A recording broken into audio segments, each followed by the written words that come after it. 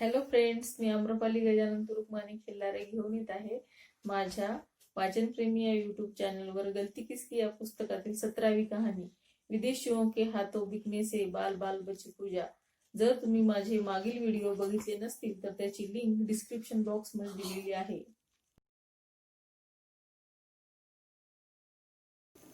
मेरा नाम पूजा है और उम्र 17 वर्ष। 2 वर्ष पूर्व मेरी शादी हुई थी। दिल्ली पुलिस ने मुझे मेरे पति द्वारा बेचे जाने से बचा लिया। मेरे पति ने मुझे मुंबई के किसी आदमी के हाथों बेच दिया था और इस सौदे के एवज में 40,000 रुपए अग्रिम का लेन देन भी हो चुका था। अगर पुलिस ने आने में 4-5 घंटे की देरी हो जाती तो मैं आपकी मेरी दास्तां का पता न चलता। मुझे पता न चलता कि मुझे किसी आगे जगह ले जाया जाना था और वहां से मैं किसी अनजान आदमी के हाथों विदेश में कहीं सौंप दी जाती। फिलहाल मैं अपने माता पिता के साथ दिल्ली के बाहरी इलाके में बसी एक छोटी सी कॉलोनी में रह रही हूँ। मेरे पिताजी एक छोटी सी फैक्ट्री में काम करते हैं। उनकी आमदनी से हमारा घर खर्च भी पूरा नहीं होता है। मेरे 2 बड़े भाई हैं, जिनमें एक शादीशुदा है, वह एक पेट्रोल पंप पर काम करता है तथा परिवार की आय बढ़ाने के सहायक है। दूसरा भाई बेरोजगार है। मेरी माँ को टीबी के साथ अन्य कई बीमारियां हैं, जिसकी वजह से बहुत कमजोर हो गई है।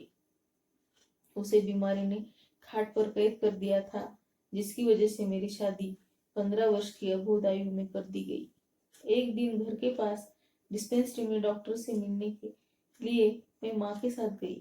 वहां हमारी मुलाकात कुछ दूर के रिश्तेदारों से हुई। इससे पहले मैंने उन्हें कभी देखा न था। मुझे देखकर उन्होंने अपने लड़के के लिए मेरा हाथ मांग लिया। उन्होंने मेरी माँ को बताया कि वह वेल्डर है। बीमार रहने के कारण मेरी माँ ने शादी को लेकर बहुत चिंतित रहती थी। उसने फौरन हमें भर दी। उन्होंने कहा कि वे बिल्कुल सादा सादा विवाह करना चाहती है, इसलिए उन्होंने किसी दहेज का भी कोई लालच नहीं है। अन्य माताओं की तरह मेरी माँ ने शादी के लिए काफी सामान इकट्ठा कर रखा था। वह कहती थी कि मेरी एक बेटी है, उसके लिए मैं जितना कर पाऊँ उतना खर्च करूंगी। 7वीं कक्षा के बाद मेरी पढ़ाई छुड़ा दी गई, क्योंकि मुझे माँ की देखभाल और रसोई का सारा काम करना था। मैंने अपनी माँ से मिन्नत की कि मेरी शादी न करे। मेरी माँ मुझे अपनी खराब सेहत का वास्ता देती और मुझे राजी होने पर मजबूर करती। उसके आंसुओं को देखकर मैं राजी हो गई। मैं समझती हूँ कि मुझे राजी नहीं होना चाहिए था।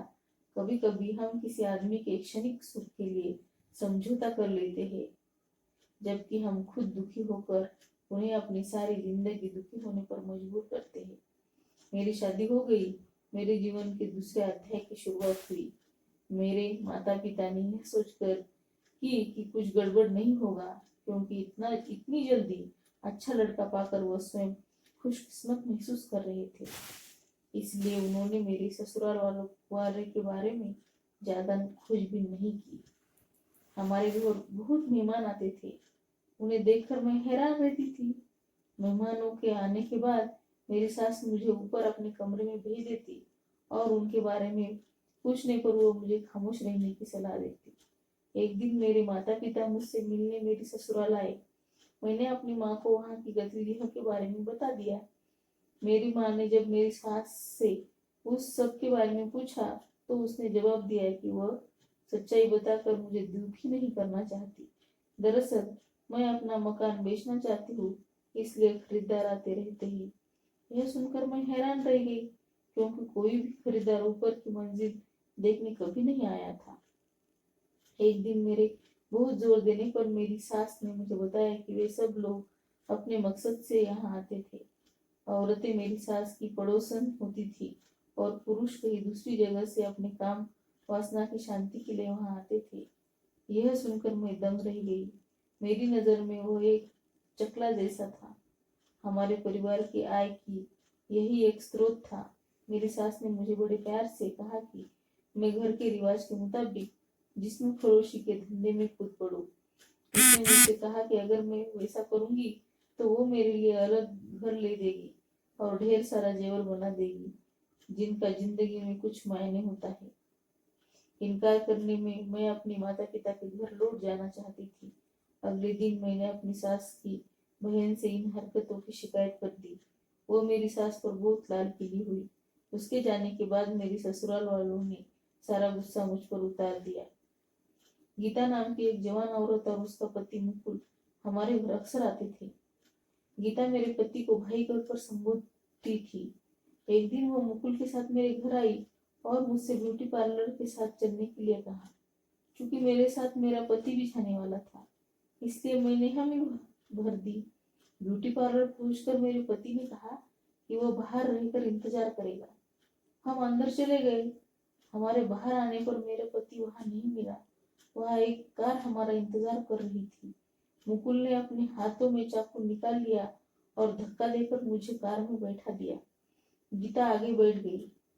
हमने किसी अनजान जगह में रात गुजारी। हमने उन्हें मुंबई में किसी आदमी को फोन पर बात करते सुना कि माल की डिलीवरी देर करना कठिन है। बहरहाल उन्होंने यह भी कहा कि दूसरी पार्टी के माल की डिलीवरी लेने को राजी होने तक वे मुझे दिल्ली से कहीं दूर ले जाएंगे। हम रेलगाड़ी से मुकुल की बहन के घर पंजाब के लिए रवाना हो गए। एक हफ्ते तक वहां रहने के बाद वापस लौट आए। मुझे पता चला कि मुकुल की गीता के साथ शादी भी नहीं हुई थी। मैं बहुत हैरान थी। मैं यह सोचकर हैरान थी कि मेरे पति ने मेरे साथ कोई शारीरिक संबंध क्यों नहीं बनाया। मैं बेजार होकर रोती रही और ईश्वर से अपनी रक्षा के लिए प्रार्थना करती रही। मैं इतनी डरी हुई थी कि उनकी किसी भी हरकत का विरोध नहीं कर पाती थी। मेरी आंखों के सामने हमेशा चाकू चमकता दिखाई देता था। हम दिल्ली लौट आए। मुकुल ने मेरे मायके वाले की ओर से की गई कार्रवाई का जायजा लेने के लिए मुझे टेलीफोन करने के लिए कहा। टेलीफोन करने पर मेरी मौसी से बातचीत हुई। मौसी ने मेरी आवाज पहचान ली। मैं फूट कर रो पड़ी। मुकुल ने मेरे गाल पर तमाचा मारते हुए फोन काट कर दिया। हम मुंबई के लिए रवाना होने वाले थे कि पुलिस ने समय रहते पहुंचकर मुझे बचा लिया। पुलिस ने मुकुल और गीता को फौरन गिरफ्तार कर लिया। दरअसल मेरे सास ससुर ने मेरे माता पिता को बताया था कि मैं घर से भाग गई हूँ। मेरे ससुराल वालों के बारे में पड़ोसियों से मिली जानकारी के आधार पर मेरे माता पिता ने पुलिस में रिपोर्ट दर्ज करा दी। किसी अनहोनी की आशंका में माँ बाप ने थाने में रिपोर्ट दर्ज कराई। पुलिस वालों ने पूरी बुद्धिमानी के साथ मेरे परिवार वालों के साथ तालमेल बनाए रखा। अदालत ने मेरे सास ससुर और मुकुल एवं गीता को सजा सुना दी। साक्ष्य के अभाव में मेरा पति बच गया। अब वो मुझे चाहता है, लेकिन मैं केवल नव ज्योति सलाह केंद्र में ही रहना चाहती हूँ। इसमें गलती किसकी है? किसी भी घर में वेश्यावृत्ति एक खुला रहस्य है। अगर इस सार्वजनिक अश्लीलता के विरुद्ध लोग पुलिस को सूचना दे और पुलिस कार्रवाई करे तो उसे रोका जा सकता है।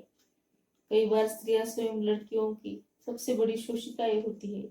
वेश्यावृत्ति के धंधे में लिप्त लोग सीधी सादी लड़कियों को उपभोग की वस्तु और माल समझते हैं। इसमें गलती किसकी है?